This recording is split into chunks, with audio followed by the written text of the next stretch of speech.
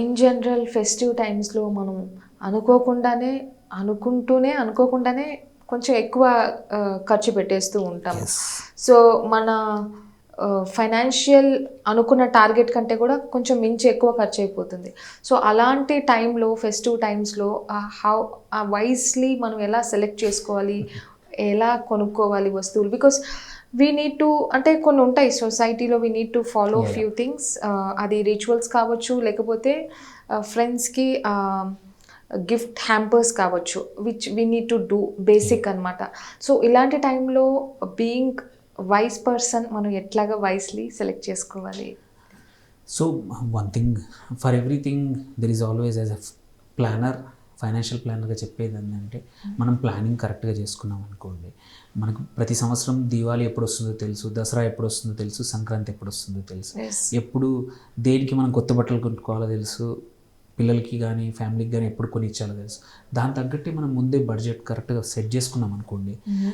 Suppose నేను ఇప్పుడు ఈ దీవాళికి మొత్తం బట్టలకి గిఫ్ట్లకి అని కలిపి 20,000 spend.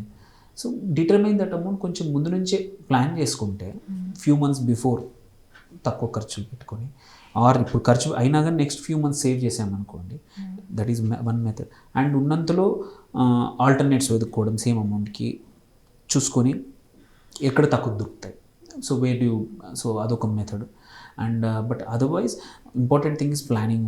All that determines is plan correctly and don't just fall for, అంటే అవసరం ఉందనుకోండి, అవసరం ఉన్న చోట కంపల్సరీ పెట్టాలి. Festival is the time to celebrate. నలుగురితో కలవడానికి, నలుగురితో మాట్లాడడానికి, నలుగురితో మన కస్టమ్స్ ఏవైతే ఉన్నాయో, మన పద్ధతులు అవన్నీ పాటించడం బాధ్యత. కాబట్టి దానికి కావాల్సి, అంటే తర్వాత బాధపడే బదులు ముందే కొంచెం నేను ఆల్వేస్ ప్లానింగ్ బడ్జెట్ వేసుకుంటే, ఆ బడ్జెట్లో నేను ఈ నెలలో నాకు ఖర్చు ఎక్కువ ఉంటుంది, ఈ నెలలో తక్కువ ఉంటుంది. సో డిసెంబర్లో నాకు ఎక్కువ ఉండకపోవచ్చు, ఫిబ్రవరి మార్చ్లో పండుగలు లేవు, తక్కువ ఖర్చు, ఆ టైంలో సేవ్ చేసుకొని ఇట్లాంటి పండుగలు ఉండే టైంలో, సంక్రాంతికి పండుగ వస్తుంది, ఇఫ్ యు ఆర్ క్రిస్మస్ అనుకోండి సెలబ్రేట్ చేసుకుంటే అప్పుడు. సో యూ ఆల్రెడీ మన advantage with most of our festivals ఏంటంటే, అవి సెట్ మంత్ ఆల్రెడీ డిటర్మైన్ అయిపోయి ఉంటుంది. సో మనం ప్లాన్ చేసుకునే ఇప్పుడు ఏప్రిల్ 1స్ట్లోనే ఫైనాన్షియల్ ప్లానింగ్ ఎప్పుడు ఫైనాన్షియల్ ఇయర్ ప్రకారం చేసుకుంటే, పర్సనల్ కూడా ఓకే నాకు ఏప్రిల్ మే జూన్లో పండుగలు లేవు, సో ప్రాబ్లీ జూన్ జూలైలో రాఖీ పండుగ వస్తుంది, if I have a sister I need to spend this much. ఆ తర్వాత దసరా వస్తుంది, దసరాకి ఇంత ఖర్చు, దీవాళికి ఇంత ఖర్చు.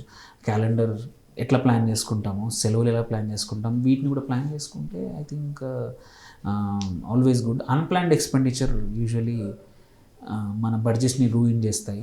స్పాంటేనిటీ ఏమంటారు, వాటికి కూడా ఏం చేయాలంటే కొంచెం డిస్క్రిషనరీ స్పెండింగ్ అని, అంటే డిస్క్రిషనరీ స్పెండింగ్ పెట్టుకొని, ఆర్ మనకి అంటే ఇష్టం వచ్చినవి కొన్ని కొనుక్కోవడానికి ఇంత పర్సంటేజ్ పెట్టుకుంటే, సో మన బడ్జెట్లు అనేది పర్సనల్ బడ్జెట్లు they are under the control. ఎన్ని పండుగలు వచ్చినా అది. అండ్ జనరల్గా టెంప్టేషన్ లేకుండా మనం మనకు యాజ్ లాంగ్ యాజ్ మన థాట్ ప్రాసెస్ క్లారిటీ ఉందనుకోండి, నాకు ఇవే కావాలి, ఇవే ఖర్చు పెడతాను అనే క్లారిటీ ఉందంటే, ఆ డిసిప్లిన్ ఉందంటే, sure one can stick to అంటే our budgets. There is no other way. మనం ఇవి ఎసెన్షియల్, మన ట్రెడిషన్స్ కస్టమ్స్ కంపల్సరీ మెయింటైన్ చేయాలి అంటే ప్లాన్ చేసుకుంటే పక్కా అవుతుంది. ఓకే, మరిన్ని వీడియోస్ కోసం ఛానల్ ని సబ్స్క్రైబ్ చేయండి, లేటెస్ట్ అప్డేట్స్ కోసం వాట్సాప్ ఛానల్ ని ఫాలో చేయండి, అండ్ లింక్ డిస్క్రిప్షన్ లో ఉంది.